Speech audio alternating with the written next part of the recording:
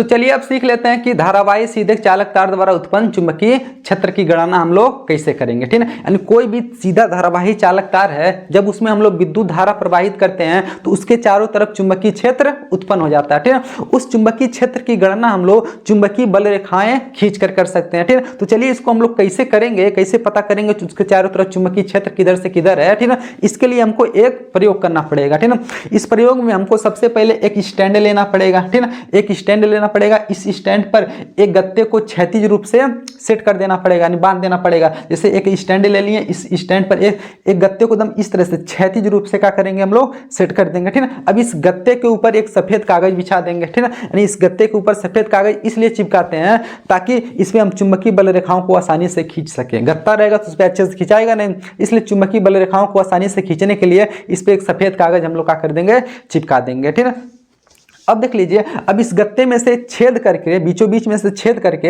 एक सीधा धारावाही चालक तार निकाल लेते हैं। ठीक है ना, कोई तार रहेगा एकदम सीधा, उसको क्या करेंगे, छेद करके निकाल लेंगे। इस तार का दोनों सिरा ठीक है किसी सेल या फिर बैटरी से जोड़ देंगे। ठीक है, अब जो हम क्या करेंगे, बैटरी से को हम लोग ऑन करेंगे, मतलब स्विच को ऑन करेंगे, तो जब इसमें विद्युत धारा प्रवाहित होगा तो इसके कारण इस तार में कौन सी उत्पन्न होगा, चुंबकीय क्षेत्र उत्पन्न होगा।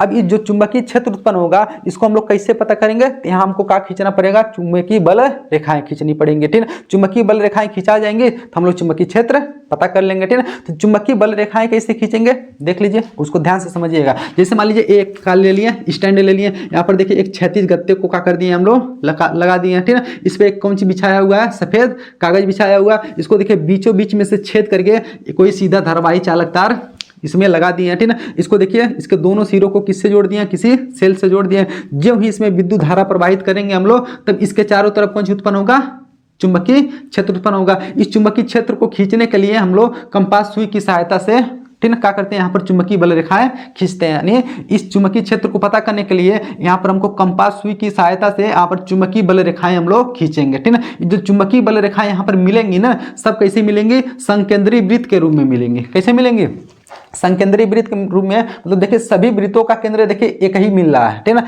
इसलिए इस वृत्त को क्या बोलेंगे हम लोग, संकेंद्रीय वृत्त के रूप में मिलेंगे। ठीक है, अब इस चुंबकीय बल रेखाओं की जो दिशा है ना, वो धारा पर निर्भर करेगा। किस पर निर्भर करेगा, धारा पर। यदि धारा कहाँ से, नीचे से ऊपर प्रवाहित हो रही है, कहाँ से, यदि धारा नीचे से ऊपर प्रवाहित हो रही है, ठीक है, तो यहाँ पर जो चुंबकीय बल रेखाओं की दिशा मिलेगी ना, वह वामावर्त मिलेगी। कौन सा वर्त, वामावर्त, मतलब एंटी क्लॉकवाइज जिसको बोलते हैं, यानी घड़ी के चलने की दिशा के विपरीत दिशा में। देख लीजिए, जो ही यहाँ विद्युत धारा प्रवाहित हो रहा है नीचे से ऊपर की ओर, तो इस चालक तार के देख लीजिए, यहाँ से देखिए कोई चालक तार ये वाला मान लीजिए, यहाँ से जब विद्युत धारा प्रवाहित होगा ना, तब इसमें इसके चारों तरफ जो चुंबकीय क्षेत्र उत्पन्न होगा ना, यहाँ चुंबकीय बल रेखाएं देखिए वामावर्त में मिलेंगे इस तरह से। ठीक है ना, इसको तो बोलते हैं वामावर्त। कोनो चीज जब उल्टा घूमता है उसको वामावर्त, इस तरह से घूमेगा तो उसको क्या बोलेंगे हम लोग, दक्षिणावर्त। ठीक है, तो देख रहे हैं इस चुंबकीय बल रेखाओं की दिशा किस पे निर्भर कर रही है, धारा पर। यदि धारा नीचे से ऊपर है तो चुंबकीय बल रेखाएं दिशा कहाँ मिल रही है, वामावर्त में मिल रही है। देखिए ये सब कैसे मिली है, वामावर्त में। ठीक है, यदि चुंबकीय बल रेखाएं यहाँ पर वामावर्त में मिल रही है,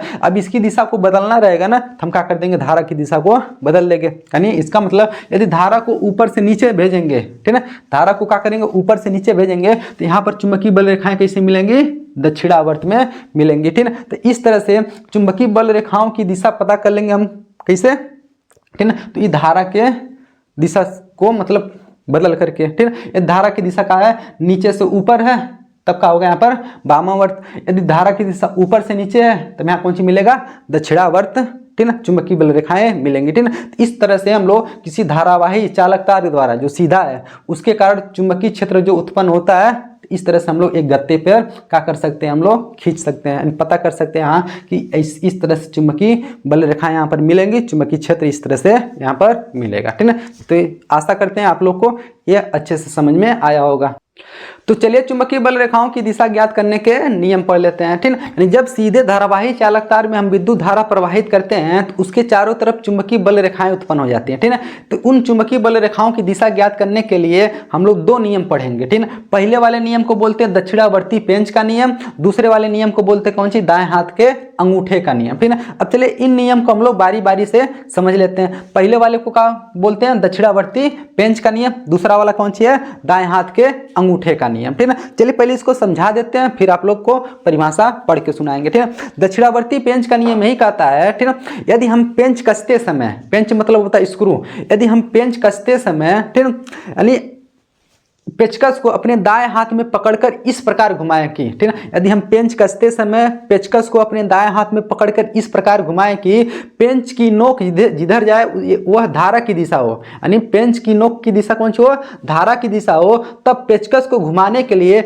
हमारा अंगूठा जिस दिशा में गति करेगा वही चुंबकीय बल रेखाओं की दिशा होती है, ठीक है। चलिए इसको अच्छे से समझेंगे फिगर से। जैसे मान लीजिए ये कौन सी है, पेचकस है, इसके ऊपर कौन सी रखा गया, पेंच यानी स्क्रू है। स्क्रू को जब कसेंगे इस तरह से, स्क्रू को कसेंगे, स्क्रू ऊपर जाएगा, इसमें ही करा, यदि ऊपर धारा जाएगा, स्क्रू की नोक की दिशा में क्या हो, धारा हो, तो इस पेचकस को घुमाने के लिए हमारा जो अंगूठा घूम रहा है, जो अंगूठा घूम रहा है वही होगा कौन सी, चुंबकीय बल रेखाओं की दिशा, ठीक है ना। तो इस तरह से हम लोग दक्षिणावर्ती पेंच के नियम से हम लोग चुंबकीय बल रेखाओं की दिशा ज्ञात कर सकते हैं, ठीक है। चलिए इसको हम लोग पढ़ के सुना देते हैं। कौन सा है, दक्षिणावर्ती पेंच का नियम, ठीक है। यदि हम पेंच कसते समय पेचकस को दाएं हाथ में पकड़कर इस प्रकार घुमाएं कि पेंच की नोक धारा बहने की दिशा में हो, वही बताएं, दाएं हाथ में पकड़कर पेचकस को घुमाएंगे कि पेंच की नोक धारा बहने की दिशा में चले, तो जिस दिशा में पेचकस को घुमाने के लिए अंगूठा घूमता है, यानी पेचकस को घुमाने के लिए जो अंगूठा घूम रहा है, ठीक है, वही क्या हो जाएगा, चुंबकीय बल रेखाओं की दिशा। देखिए फिगर बनाया है, यहाँ पर देखिए एक पेंच लगा हुआ है, यानी स्क्रू लगा हुआ है, ठीक है। जब स्क्रू को कस रहे हैं, दाहिने हाथ से कस रहे हैं, ठीक है, जब इसको इस तरह से कस रहे हैं तो नोक ऊपर जा रहा है, ऊपर कौन सी है, धारा की दिशा, ठीक है। पेचकस को घुमाने के लिए हमारा अंगूठा जिधर घूमेगा, देखिए इसे घूमेगा ना, अंगूठा जिधर घूमेगा इससे उस वही क्या हो जाएगा, चुंबकीय बल रेखाओं की दिशा हो जाएगी, ठीक है। इसी को बोलते हैं कौन सी, दक्षिणावर्ती पेंच का नियम। दूसरा नियम कौन सी है, दाएं हाथ के अंगूठे का नियम, ठीक है। तो चलिए अब पढ़ लेते हैं दाएं हाथ के अंगूठे का नियम। इस नियम के अनुसार, ठीक है, यदि हम अपने दाएं हाथ में, कौन हाथ में, दाएं हाथ में कोई सीधा धारावाही चालक तार इस प्रकार पकड़े कि, ठीक है, कि अंगूठे की दिशा विद्युत धारा की दिशा हो, यानी अंगूठे की दिशा में कौन सी बना चाहिए, विद्युत धारा की दिशा हो, तब इस चालक तार पे जो हमारी अंगुलियां लिपटी हुई है ना, इस चालक पर जो हमारी अंगुलियां लिपटी हुई हैं, यही क्या हो जाएगी, चुंबकीय बल रेखाओं की दिशा हो जाएगी, ठीक है। वही सेम टू सेम हम यहाँ पर बोर्ड पर लिखे भी हैं। चलिए इसको हम पढ़ के सुना देते हैं, फिर और अच्छे से समझाते हैं, ठीक है। यानी क्या कह रहा है, यदि हम अपने यदि हम अपने दाएं हाथ के, दाहिना हाथ है ना, यदि हम अपने दाएं हाथ में धारावाही चालक तार को इस प्रकार पकड़े कि अंगुलियां तार पर लिपटी हो, ठीक है, देखिए अंगुलियां तार पर क्या हुई हो, लिपटी हुई हो, वह अंगूठा वैद्युत धारा की दिशा हो, अंगूठा की दर वैद्युत धारा की दिशा में हो, ठीक, तो लिपटी हुई अंगुलियां की दिशा चुंबकीय बल रेखाओं की दिशा होगी। देखिए जो लिपटी हुई अंगुलियां हैं इसकी दिशा क्या हो जाएगी, कौन सी, चुंबकीय बल रेखाओं की दिशा। देख लीजिए यहाँ फिगर बनाया है, कोई दाहिना हाथ है, अंगूठा है, अंगूठा की दिशा में देखिए कौन सी बह रहा है, धारा बह रहा है, ठीक है। यानी देखिए जो धारावाही चालक तार लिए हैं, दाहिने हाथ में पकड़े हैं, जो तार में धारा बह रहा है वो अंगूठा की दिशा में बह रहा है, तो जो हमारी अंगुलियां लिपटी हुई हैं, यानी तार को ऐसे पकड़ी हुई हैं, तो इस दिशा को हम लोग क्या बोलते हैं, चुंबकीय बल रेखाओं की दिशा बोलते हैं, ठीक है। तो आशा करते हैं कि चुंबकीय बल रेखाओं की दिशा ज्ञात करने के नियम आपको अच्छे से समझ में आया होगा। तो चलिए दोस्तों पढ़ लेते हैं कि किसी वृत्ताकार धारावाही कुंडली के कारण उत्पन्न चुंबकीय क्षेत्र, ठीक है। यानी वृत्ताकार धारावाही कुंडली को हम लोग वृत्ताकार धारावाही लूप भी बोल सकते हैं, ठीक है। यानी जब इस लूप में हम लोग विद्युत धारा प्रवाहित करेंगे, ठीक है, तो यह चुंबक की भांति व्यवहार करने लगेगा, और जब चुंबक की भांति व्यवहार करेगा तो इसके चारों तरफ कौन सी उत्पन्न होगा, चुंबकीय क्षेत्र भी उत्पन्न होगा, और यह जब चुंबक की भांति व्यवहार करेगा तो इसका एक सिरे को हम लोग क्या बोलेंगे, ठीक है, उत्तरी ध्रुव, एक ठोरे को क्या बोलेंगे हम लोग, दक्षिणी ध्रुव, ठीक है। चलिए इन सबको कैसे हम लोग ज्ञात करेंगे, कैसे पता करेंगे कौन से सिरे को हम उत्तरी बोलेंगे, किसी को दक्षिणी बोलेंगे, उसको हम लोग समझ लेते हैं, ठीक है। इसके लिए हमको एक प्रयोग करना पड़ेगा, ठीक है। प्रयोग में क्या करना पड़ेगा, पहले नंबर हम एक वृत्ताकार धारावाही लूप या फिर कुंडली बनाएंगे। इसको कैसे बनाएंगे, कोई एक मोटा सा तार लेंगे, उसको मोड़ करके इसे वृत्ताकार बना लेंगे, ठीक है। उसको मोड़ करके एक वृत्ताकार बना लेंगे और एक गत्ता ले लेंगे, ठीक है। अब उस गत्ते में दो सुराख करके, ठीक है, इस जो तार हम लोग बनाए हैं वृत्ताकार, ठीक है, उसको उस सुराख के रास्ते निकाल लेंगे और उसको हम लोग किससे, बैटरी से ले आकर के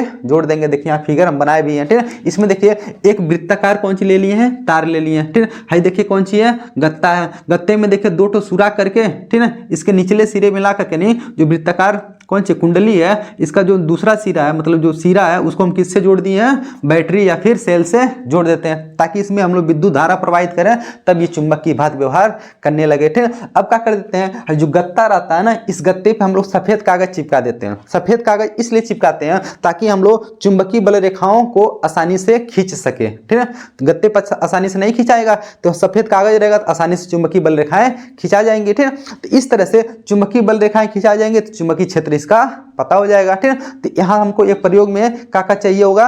ठीक है, सबसे पहले एक वृत्ताकार कौन सी होना चाहिए, तार होना चाहिए। ठीक है, एक सेल या फिर बैटरी होना चाहिए जिससे उसमें विद्युत धारा प्रवाहित करेंगे। ठीक है, एक गत्ता होना चाहिए, गत्ते पे सफेद कागज उस पर चिपका दीजिएगा। ठीक है, अब देखिए ज्यों ही इसमें हम लोग विद्युत धारा प्रवाहित करते हैं तो इसके चारों तरफ यानी इस तार के चारों तरफ कौन सी उत्पन्न होता है, चुंबकीय क्षेत्र। ठीक है, उस चुंबकीय क्षेत्र को हम कैसे पता करेंगे, यहाँ कंपास की सुई रख रख के हम लोग चुंबकीय बल रेखाएं खींच लेंगे, इससे पता चल जाएगा हाँ यहाँ पर चुंबकीय क्षेत्र क्या हो गया है, उत्पन्न हो गया। ठीक है, अब देखेंगे जब यहाँ चुंबकीय बल रेखाएं को देखेंगे तो देख रहे हैं इस तार के समीप यानी तार के जब पास जो चुंबकीय बल रेखाएं मिली हैं वो ज्यादा वक्राकार है। ज्यादा वक्राकार मतलब एकदम देखिए वृत्ताकार है एकदम। ठीक है, ज्यादा वक्र यानी ज्यादा घुमावदार है, लेकिन जैसे तार के दूर जा रहे हैं तो इनकी वक्रता क्या हो रही है, घट रही है। उसी तरह यहाँ पर देखिए एकदम ज्यादा वक्राकार है, उससे कम है, उससे कम है, उससे कम। देखिए अब लाइन सीधी होती जा रही है ना, लेकिन बीच में जब देखेंगे ना यानी इस लूप के यानी इस कुंडली के बीच में देखेंगे तो चुंबकीय बल रेखाएं एकदम परस्पर कैसे मिल गई हैं, समांतर मिल गई हैं। देखिए समांतर मिल गई है का,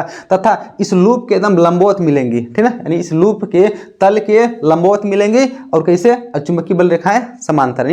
देखिए इस तल के लंबवत तथा एक दूसरे के क्या मिलेंगे, सब समांतर मिलेंगे। यानी यहाँ पर चुंबकीय बल रेखाएं कैसे मिल रही हैं, समांतर, और किसके लंबवत मिल रही है, इस तल के लंबवत मिल रही है। ठीक है, तो इस तरह से देख रहे हैं कि चुंबकीय बल रेखाएं इस धारावाहिक लूप के बीच में क्या होती हैं, समांतर होती हैं। ठीक है, अब देख लीजिए ध्यान से देखिएगा यहाँ पर धारा किधर से किधर जा रहा है। ठीक है, यहाँ देखिए धारा इधर से इधर जा रहा है, दक्षिणावर्त है का, कैसा है ये, दक्षिणावर्त। ये धारा इधर से जाता है, इसको बोलते हैं कौन से हम लोग, वामावर्त बोलते हैं। ठीक है, अभी देख लीजिए यहाँ आपको पता होना चाहिए दक्षिणावर्त क्या होता है, वामावर्त क्या होता है। ठीक है, यानी कोई धारा इस तरह से बहता है घड़ी की दिशा में, उसको क्या बोलेंगे हम लोग, दक्षिणावर्त। उल्टा बहेगा एंटी क्लॉकवाइज इसको बोलते हैं, उसको बोलेंगे हम लोग वामावर्त। ठीक है, अब देख लीजिए यहाँ जो चुंबकीय बल रेखाएं यहाँ पर मिल रही हैं। ठीक है, यहाँ पर जो चुंबकीय बल रेखाएं हम लोग खींच रहे हैं तो देख रहे हैं अंदर की ओर जा रही है का।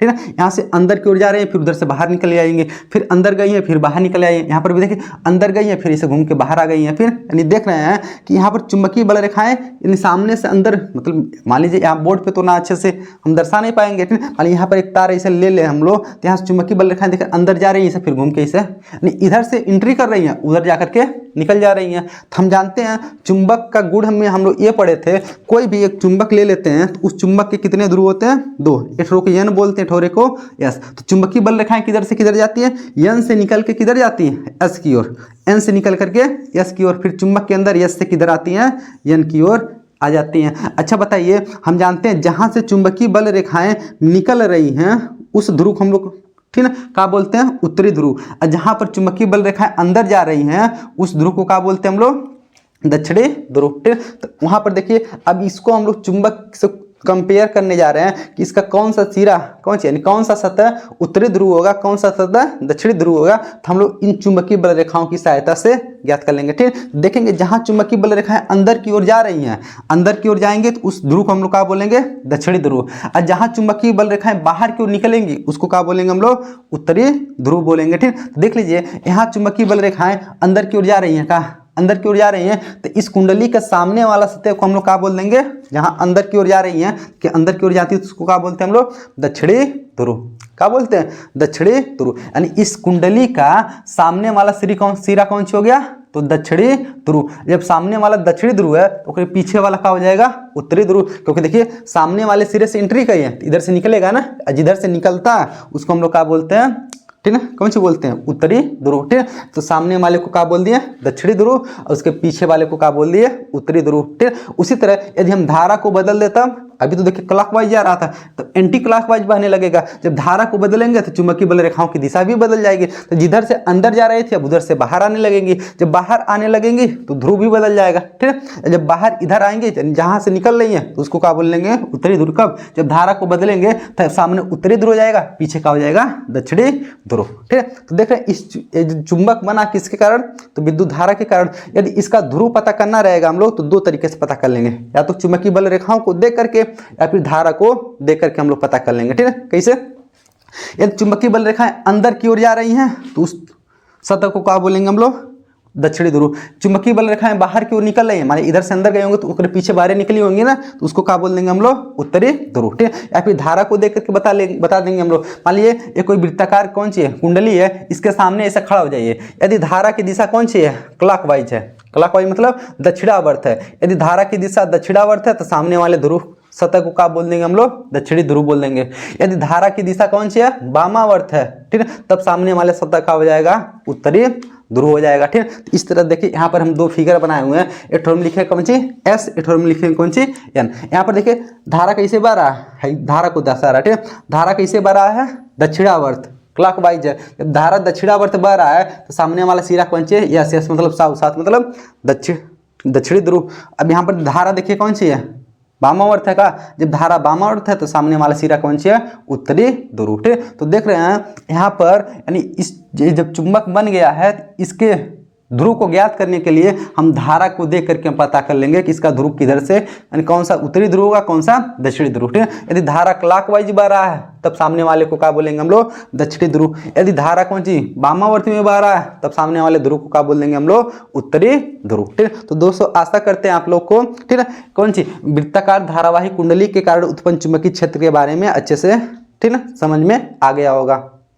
तो चलिए दोस्तों अब पढ़ लेते हैं किसी धारावाही परिनलिका के कारण उत्पन्न चुंबकीय क्षेत्र, ठीक है। तो इसको पढ़ने के लिए सबसे पहले हमको ये पता होना चाहिए कि धारावाही परिनलिका किसे कहते हैं, ठीक है। यानी जब किसी अचालक पदार्थ जैसे लकड़ी हो गया, गत्ता हो गया, प्लास्टिक हो गया, ठीक है, इसके ऊपर यानी इसको मोड़ करके पहले बेलनाकार बना लेंगे, फिर इसके ऊपर तांबे का विद्युत रोधी तार लपेट देंगे, तो इस प्रकार के निकाय को हम लोग क्या बोलते हैं, धारावाहिक परिनलिका बोलते हैं, ठीक। जैसे मान लीजिए इका कोई अचालक पदार्थ है, ठीक है, तो ये देखिए बेलनाकार के रूप में पहले से ही मोड़ा हुआ है, ठीक है। इसके ऊपर तांबे का हम लोग विद्युत रोधी तार लपेट देंगे, ठीक है। तो इस प्रकार से जो आकृति बनेगा उसे हम लोग क्या बोलेंगे, धारावाहिक परिनलिका बोलेंगे, ठीक। अब एक धारावाहिक परिनलिका में बहुत सारी वृत्ताकार कुंडली होती है, यानी हम बोल सकते हैं एक धारावाहिक परिनलिका अनेक वृत्ताकार कुंडली से मिलकर बना होता है। कुंडली किसे कहते हैं, जब तार को एक फेरा लपेटेंगे तो एक कुंडली, ठीक है। तो परिनलिका बनाते समय बहुत फेरा लपेट हैं, हम बोल सकते हैं अनेक क्या कुंडली से एक परिनलिका बनता है, ठीक है। अब देख लीजिए, अब इस पे जो विद्युत रोधी तार लपेटे हैं इसको हम किसी सेल या बैटरी से जोड़ेंगे तब तो इसमें विद्युत धारा प्रवाहित होगा। जब विद्युत धारा जो है इसमें प्रवाहित हुआ तब यह चुंबक की भांति व्यवहार करेगा। और किस चुंबक की भांति व्यवहार करेगा, तो यह दंड चुंबक की भांति व्यवहार करने लगता है। यानी हम कह सकते हैं जब किसी धारावाहिक परिनलिका में हम लोग विद्युत धारा प्रवाहित करते हैं तो वह, ठीक है, धारावाही परिनलिका क्या दंड चुंबक की तरह व्यवहार करने लगता है। अब दंड चुंबक क्या होता है, ठीक है, तो दंड चुंबक की सबसे बड़ी विशेषता ये होती है यदि दंड चुंबक को हम लोग स्वतंत्रता पूर्वक लटकाते हैं तो उत्तर दक्षिण की दिशा में रुकता है, ठीक है। तो ये भी कहाँ जाके रुकेगा, उत्तर और दक्षिण की दिशा में रुकेगा। क्यों, क्योंकि परिनलिका किसकी तरह काम करने लगेगा, दंड चुंबक की तरह काम करने लगेगा, ठीक है। जब हम लोग दंड चुंबक को उत्तर दक्षिण दिशा में देख रहे हैं रुक रहा है, ये भी कहाँ रुकेगा, उत्तर और दक्षिण दिशा में जाकर के रुकेगा। कब, जब इसको स्वतंत्रता पूर्वक लटकाएंगे तब, ठीक है। जैसे दंड चुंबक के पास कोई दूसरा चुंबक लेके आते हैं तो उसको आकर्षित या तो प्रतिकर्षित करेगा, उसी तरह या परिनलिका के पास भी कोई अन्य परिनलिका लेके आएंगे ना तो उसको आकर्षित करेगा या फिर प्रतिकर्षित करेगा, ठीक है। जैसे दंड चुंबक में एक उत्तरी ध्रुव होता है, एक दक्षिणी ध्रुव होता है, उसी तरह परिनलिका में भी एक उत्तरी ध्रुव बन जाएगा, एक दक्षिणी ध्रुव बन जाएगा, ठीक है। अभी पता करेंगे कि किस ध्रुव को उत्तरी ध्रुव बोलेंगे और किसको दक्षिणी ध्रुव हम लोग बोलेंगे, ठीक है। बस अभी आप लोग बस इतना समझिए, जब किसी धारावाही परिनलिका में हम लोग विद्युत धारा प्रवाहित करते हैं, ठीक है, तो वह किसकी तरह व्यवहार करने लगता है, वह दंड चुंबक की तरह व्यवहार करने लगता है, ठीक है। अब दंड चुंबक में दो ध्रुव होते हैं तो इसमें भी क्या ध्रुव हो जाएंगे, दो ध्रुव, ठीक है। एक ठोक बोलेंगे कौन सी, उत्तरी ध्रुव, एक ठोक बोलेंगे कौन सी, दक्षिणी ध्रुव, ठीक है। देखिए दंड चुंबक कैसे बनता है, इसी तरह बनता है ना। इसमें एक ठोक कौन सी रहता है, नॉर्थ पोल रहता है, एक साउथ, एक उत्तरी ध्रुव रहता है, एक दक्षिणी ध्रुव, ठीक है। तो इस चुंबक की विशेषता यही है, ये हमेशा उत्तर दक्षिण में रुकता है। तथा एक विशेषता और है यहाँ से देखिए एन से निकल करके चुंबकीय बल रेखाएं कहाँ जाती हैं, एस की ओर। एन से निकल करके कहाँ जाती हैं, एस की ओर। फिर चुंबक के अंदर एस से कहाँ आती हैं, एन की ओर आती हैं। इस तरह से जब ये धारावाही परिनलिका जो है दंड चुंबक की तरह जब व्यवहार करने लगेगा, यहाँ से भी देखिए चुंबकीय बल रेखाएं एन से निकल करके कहाँ जाएंगे, एस की ओर। ठीक, अब हमको कैसे पता चलेगा कि जो धारावाही परिनलिका उसमें एन हाई है और एस ई है। ठीक, इसको पता करने के लिए हम लोग किससे पता करेंगे, इसको धारा की दिशा से पता कर लेंगे। ठीक है, अब ये देखिए मान लीजिए इसको हम इस तार को हम लोग क्या बैटरी से कनेक्ट किया ना, बैटरी या फिर सेल से जब कनेक्ट कर देंगे तो इसमें जब विद्युत धारा प्रवाहित होगा ना, अब यहाँ देखेंगे ये धारा की दिशा कौन सी हो जाएगी, मान लीजिए इस परिनलिका के चाहे इस साइड में खड़ा हो जाएंगे चाहे इस साइड में खड़ा हो जाएंगे। ठीक है, मान लीजिए हम परिनलिका के इधर खड़ा हो रहे हैं, ठीक है, परिनलिका के सामने इधर खड़ा हो रहे हैं, यदि धारा की दिशा हमको दक्षिणावर्त दिखाई दे रहा, दक्षिणावर्त मतलब जैसे घड़ी चलता है उस दिशा में दिखाई दे रहा, ठीक है, तब हमारा जो सामने वाला, ठीक है, यहाँ परिनलिका का सिरा दिखाई देगा, इसको हम लोग बोलेंगे दक्षिणी, कौन सी, दक्षिणी ध्रुव बोलेंगे। ठीक है, कब, जब हमको धारा कैसे दिखाई देगा, क्लॉकवाइज यानी दक्षिणावर्त में दिखाई देगा। देखिए यहाँ से धारा निकलेगा, ऐसे बहते बहते ऐसे ऐसा आएगा ना, देखिए हम सामने से देख रहे हैं तो हमको क्लॉकवाइज दिख रहा है, इसलिए ये जो सामने वाला हाई वाला सिरा है दक्षिणी ध्रुव हो जाएगा। उसी तरह यदि धारा एंटी क्लॉकवाइज दिखेगा मतलब वामावर्त में दिखेगा, तो सामने वाला सिरा को क्या बोल देंगे हम लोग, उत्तरी ध्रुव बोल देंगे। अब देखिए इसका उत्तरी ध्रुव और दक्षिणी ध्रुव भी हम लोग पता कर लिए, किसके वजह से, धारा के माध्यम से। ठीक है, अब जब उत्तरी ध्रुव और दक्षिणी ध्रुव पता चल गया तब तो हम जानते हैं दंड चुंबक में क्या होता है, उत्तरी ध्रुव से चुंबकीय बल रेखाएं निकल के कहाँ जाती हैं, दक्षिणी ध्रुव की ओर। इसमें से भी देखिए उत्तरी ध्रुव से चुंबकीय बल रेखाएं कहाँ जाएंगे, दक्षिणी ध्रुव की ओर। उत्तरी ध्रुव से देखिए सब दक्षिणी ध्रुव की ओर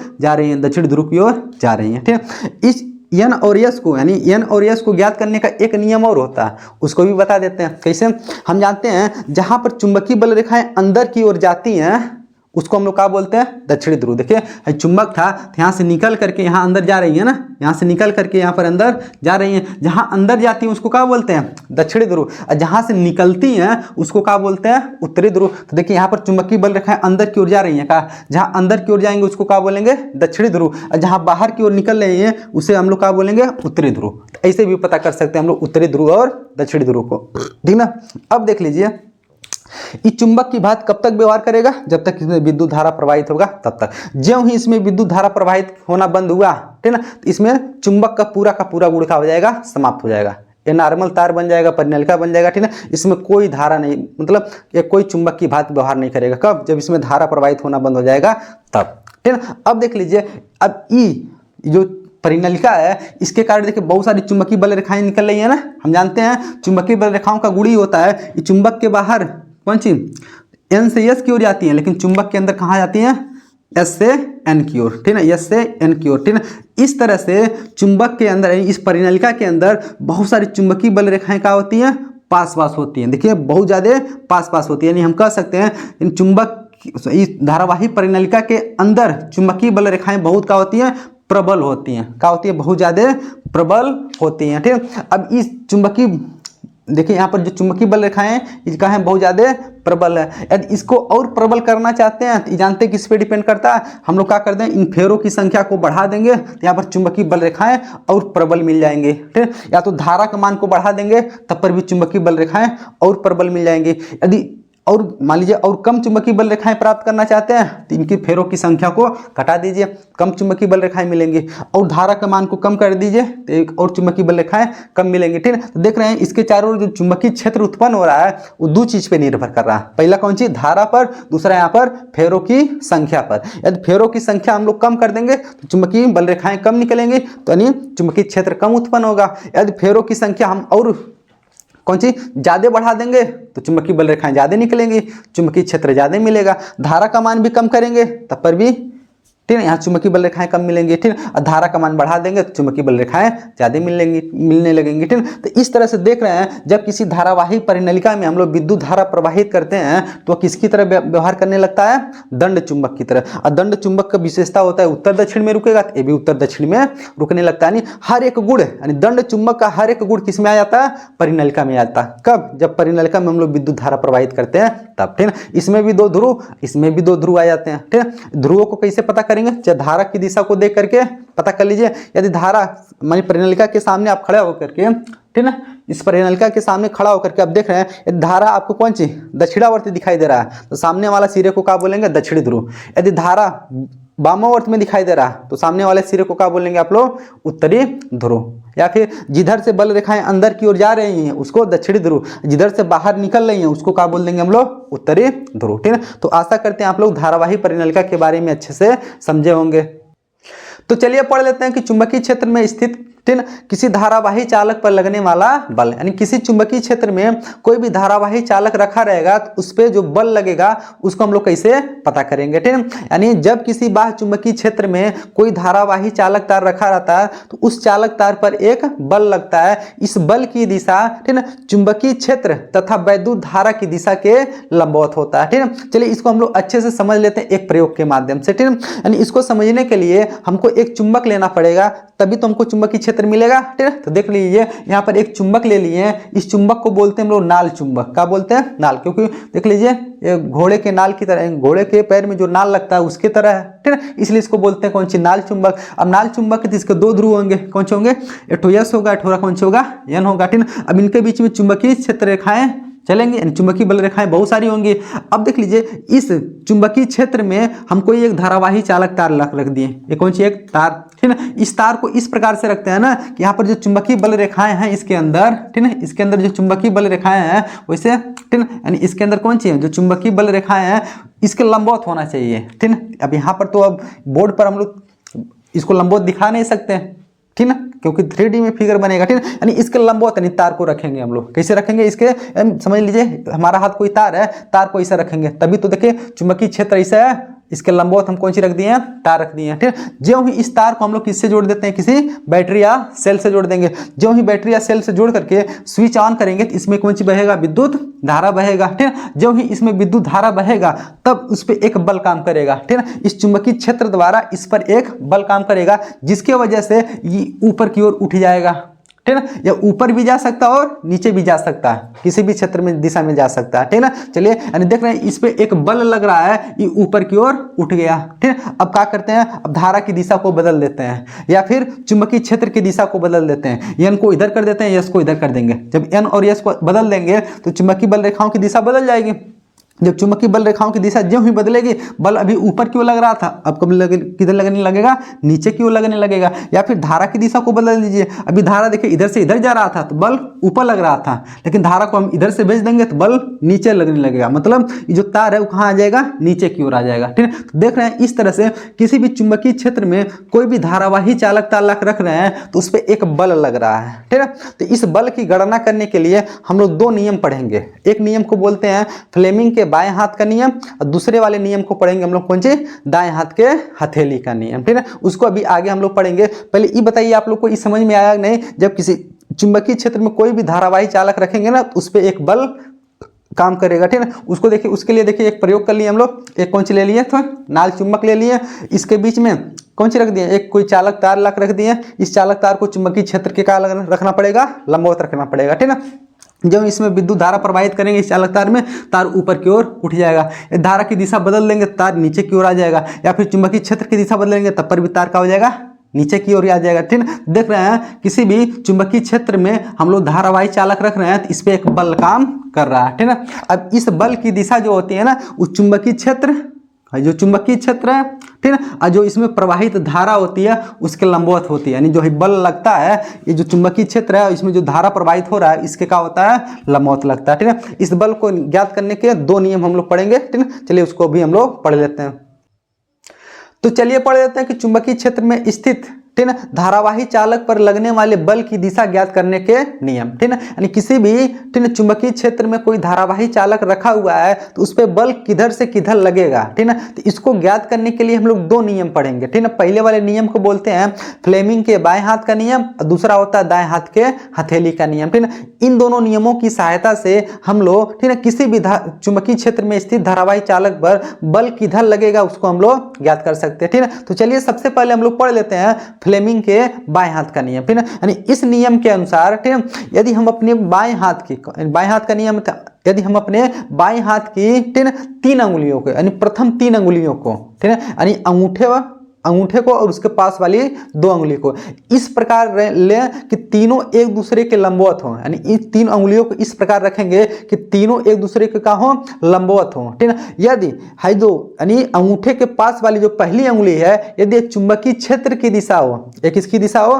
चुंबकीय क्षेत्र की दिशा हो, तथा बीच वाली उंगली धारा की दिशा हो, तब अंगूठा क्या करेगा, उस पर लगने वाले बल की दिशा को बताएगा, ठीक है। यही नियम होता है कौन किसका, फ्लेमिंग के बाएं हाथ का नियम, ठीक है। देखिए नियम यहाँ लिख दिए हैं, बस समझा दे रहे हैं, अभी आपको पढ़ के सुना भी देंगे, ठीक है। लिखेंगे फ्लेमिंग के बाएं हाथ के नियम के अनुसार, ठीक है। लिखेंगे इस नियम के अनुसार यदि हम अपने बाएं हाथ की प्रथम 3 अंगुलियों को यानी अंगूठे को और उसके पास वाली 2 उंगली को इस प्रकार रखें कि तीनों एक दूसरे के लंबवत हो, मतलब तीनों के बीच में कितने का कोण बनना चाहिए, 90 अंश का कोण बनना चाहिए, ठीक है। यदि अंगूठे के पास वाली पहली उंगली चुंबकीय क्षेत्र यानी चुंबकीय क्षेत्र को B से दर्शाते हैं, चुंबकीय क्षेत्र की दिशा हो, तथा बीच वाली उंगली धारा की दिशा हो, तब भाई कौन सी बताएगा, ठीक है, चालक पर लगने वाली बल की दिशा को बताएगा, ठीक है। तो इस तरह से अंगूठा जिधर रहेगा उधर बल की दिशा रहेगा, ठीक है। चलिए वही नियम यहाँ पर लिखे हैं, उसको पढ़ के सुना देते हैं।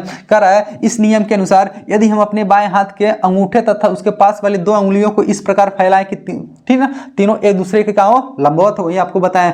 यदि पहली अंगुली चुंबकीय क्षेत्र की दिशा को तथा बीच वाली अंगुली धारा की दिशा को बताती है, तो अंगूठा चालक पर लगने वाले बल की दिशा को बताएगा। देखिए यहाँ फिगर बनाया है, यानी बाएं हाथ के 3 उंगली को ले लिए हैं, देखिए अंगूठा है पहली उंगली, बीच वाली उंगली, ठीक है। तो देख रहे हैं इधर धारा की दिशा, इधर धारा की दिशा है चुंबकीय क्षेत्र की दिशा, तो ऊपर लगने वाला बल, तो बल कहाँ लगेगा, ऊपर लगेगा, ठीक है, ठीक है। तो इस तरह से हम लोग फ्लेमिंग के बाएं हाथ का नियम का प्रयोग करके किसी भी चुंबकीय क्षेत्र में स्थित कोई भी चालक है, ठीक है, उस पर लगने वाले बल की दिशा हम लोग पता कर पाएंगे, ठीक है। चाहे इस नियम से पता करिए या फिर एक नियम और है, कौन सी, दाएं हाथ के हथेली का नियम। अभी क्या कहता है इसको पढ़ लेते हैं, ठीक है। अब चलिए पढ़ लेते हैं कि दाएं हाथ के हथेली के नियम क्या होता है, ठीक है। तो इसमें देखिए दाएं हाथ का हथेली है, ठीक है, तो हम अपना क्या ले लेंगे, दाएं हाथ इस प्रकार ले लेंगे, ठीक है, यानी हम अपने दाएं हाथ को इस प्रकार फैलाएंगे, ठीक है, कि जो फैली हुई अंगुलियां हैं ये चुंबकीय क्षेत्र की दिशा हो, ये कौन सी हो, चुंबकीय क्षेत्र की दिशा हो, तथा जो अंगूठा है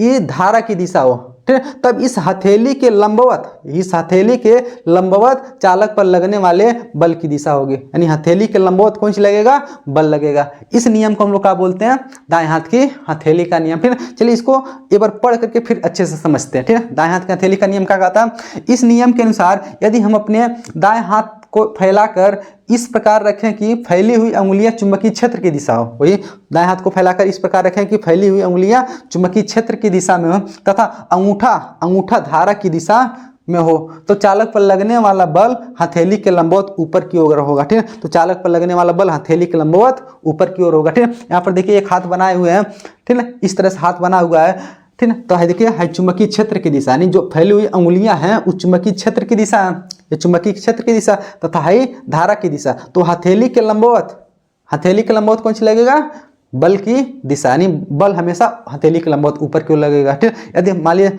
हथेली को इसे रखेंगे तो बल नीचे की ओर लगेगा, चुंबकीय क्षेत्र उधर है, धारा इधर है, ठीक है। यदि देख रहे हैं धारा को बदलेंगे तो बल भी बदल जाएगा। अभी देखिए धारा इधर जा रहा है तो का बल ऊपर लग रहा है, धारा को इसे कर देंगे तो बल नीचे लगेगा, धारा इधर जाने लगेगा, ठीक है। तो देख रहे हैं इस हथेली के लंबवत लग रहा है, दाहिने हाथ के हथेली के लंबवत कब, जब भाई चुंबकीय क्षेत्र हो, है धारा हो, इसके लंबवत कौन सी लगेगा, ठीक है, बल की दिशा इसके लंबवत होगी, ठीक है। तो इस नियम को बोलते हैं कौन सी, दाएं हाथ की हथेली का नियम, ठीक है। इन दोनों नियम की सहायता से किसी भी चालक पर लगने वाले बल की दिशा को हम लोग ज्ञात कर सकते हैं, किससे, फ्लेमिंग के बाएं हाथ के नियम के अनुसार और दाएं हाथ के हथेली के नियम के अनुसार।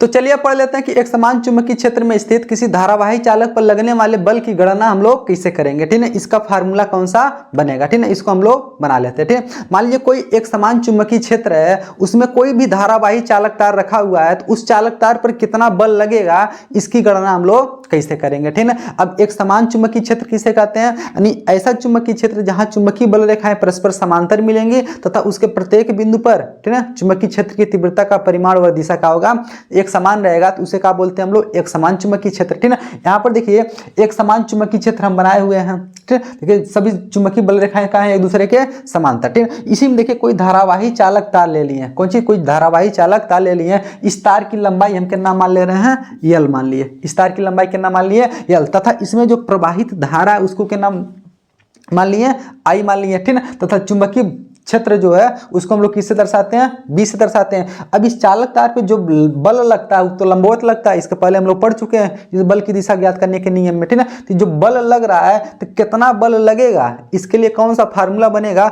उसको चलिए हम लोग बना लेते हैं, ठीक है। चलिए इसमें पहले नंबर आपको क्या पता होना चाहिए, जो चुंबकीय क्षेत्र हो, ठीक है, तथा जो बहने वाली जो धारा है, यानी जो हम लोग तार को रखे हैं कैसे रखेंगे, लंबवत रखेंगे, यानी जो धारा का मान है उस चुंबकीय क्षेत्र के लंबवत होना चाहिए। अब बल भी इसके का कैसे लगेगा, लंबवत ही लगता है, ठीक है। चलिए इसके लिए हम क्या लिखेंगे, माना कि एक एल लंबाई का कोई चालक तार, कौन सी है, एक एल लंबाई का कोई चालक तार किसी चुंबकीय क्षेत्र बी में स्थित है, ठीक है, तथा इस चालक तार में प्रवाहित धारा कितना है, आई है, ठीक है। तब इस पे जो लगने वाला बल है ना वो 3 चीज पे निर्भर करेगा, पहला चालक तार की लंबाई पर, दूसरा इसमें प्रवाहित होने वाले धारा पर, और तीसरा इस चुंबकीय क्षेत्र पर भी निर्भर करेगा, ठीक है। तो देखिए 3 चीज पे निर्भर करता है, ठीक है। पहला किस पे, चालक तार की लंबाई पर। यदि चालक तार की लंबाई बढ़ा देंगे तो इस पे लगने वाला बल भी बढ़ जाएगा। यदि चुंबकीय क्षेत्र की तीव्रता, चुंबकीय क्षेत्र को बढ़ा देंगे तो इस चालक पर लगने वाला बल भी बढ़ जाएगा। यदि धारा का मान भी बढ़ा देंगे तब पर भी इस चालक पर लगने वाला बल क्या हो जाएगा, बढ़ जाएगा, ठीक। तो देख रहे हैं जो बल है 3 चीज पर निर्भर कर रहा, इस चालक तार की लंबाई पर, इसमें प्रवाहित धारा पर और इस चुंबकीय क्षेत्र पर भी निर्भर कर रहा है, ठीक। वही यहाँ पर लिखे हैं, ठीक।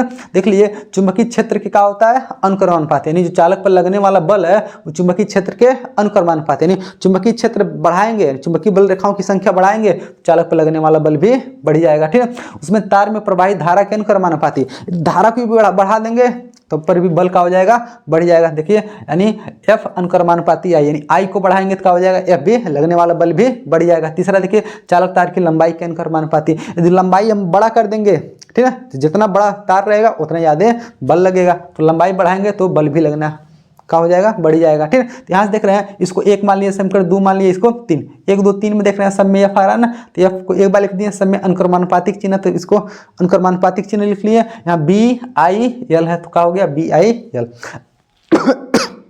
सॉरी, ठीक है। यहाँ कौन सी BIL है तो BIL हो गया, ठीक है। अब देख लीजिए यहाँ से जब अनुक्रमानुपातिक का चिन्ह हटाते हैं तो यहाँ एक नियतांक आता है, यहाँ देखिए एक नियतांक लिख दिए जिसको क्या बोलते हैं, K बोल दिए, ठीक है। यहाँ लिख दिए यहाँ K अनुक्रमानुपातिक नियतांक है। यदि K का मान 1 हो जाए तब क्या होगा, ठीक है, लिख दिए यदि K का मान 1 हो जाएगा तो यहाँ 1 रखेंगे तो F बराबर क्या मिल जाएगा, BIL, F बराबर क्या मिल गया फार्मूला, BIL, यानी इस चालक तार पर लगने वाले बल का गणना करना रहेगा तो इस फार्मूला से कर लेंगे, F बराबर BIL। कब ये फार्मूला कब लगेगा, जब जो कौन सी रखे, चालक तार रखे हैं, चुंबकीय क्षेत्र के कैसे रखा होना चाहिए, लंबवत, यानी इसमें जो प्रवाहित धारा है चुंबकीय क्षेत्र के क्या होना चाहिए, लंबवत होगा, तब इस फार्मूले से हम लोग क्या करेंगे, इस बल का गणना कर लेंगे कितना बल इस पे लग रहा है। लेकिन कभी कभी ऐसा होगा कि ये जो चालक तार रखे हुए हैं ना, चुंबकीय क्षेत्र के लंबवत नहीं रहेगा। मान लीजिए अब कैसे तिरछा रख दिए, आप कैसे रख दिए, इस तरह से कुछ तिरछा रख दिए, देख रहे हैं चुंबकीय क्षेत्र के साथ कुछ थीटा अंश का कोण बनाने लगा, कहाँ कितने अंश का कोण बनाने लगा, थीटा अंश का कोण। तो वही लिखे हैं यदि चालक तार चुंबकीय क्षेत्र के साथ कितना थीटा अंश का कोण बनाए तब इस बल की गणना ज्ञात करना रहेगा, तो उसके लिए फार्मूला बन जाएगा F बराबर BIL, तो ही रहेगा, बस कौन सी जुटी आएगा, साइन थीटा। मान लीजिए यहाँ 60 अंश पे रखे हैं, 45 अंश पे रखे हैं, 100 मतलब 90 अंश, 90 तो 90 वाला तो यही फार्मूला है, ठीक है। मान लीजिए 30 अंश पे रखे हैं तो साइन 30 का मान रख लेंगे, 60 पे रखे हैं 60 का मान रख लेंगे, 45 पे रखे हैं तो 45 का मान रख लेंगे, ठीक है। उसको सॉल्व कर लेंगे तो क्या पता चल जाएगा, इस चालक पर लगने वाले बल का मान पता चल जाएगा, ठीक। तो इस तरह से किसी भी एक समान चुंबकीय क्षेत्र में कोई भी धारावाही चालक तार रखा रहेगा, उस पर पूछेगा कि इस पे कितना बल लग रहा है, हम लोग इस फार्मूले से निकाल लेंगे, F बराबर BIL, ठीक। यदि थीटा अंश के कोण पे रखा तो BIL साइन थीटा हो जाएगा, ठीक। इसको IBL भी बोल सकते हैं, आगे पीछे कर सकते हैं, कोई दिक्कत नहीं होगा, ठीक है। तो आशा करते हैं आप लोग को, ठीक है, समझ में आया होगा कि एक समान चुंबकीय क्षेत्र में कोई धारावाही चालक तार रखा रहता है तो उस पर बल की गणना कैसे करेंगे, तो हम लोग इसी फार्मूले से करेंगे।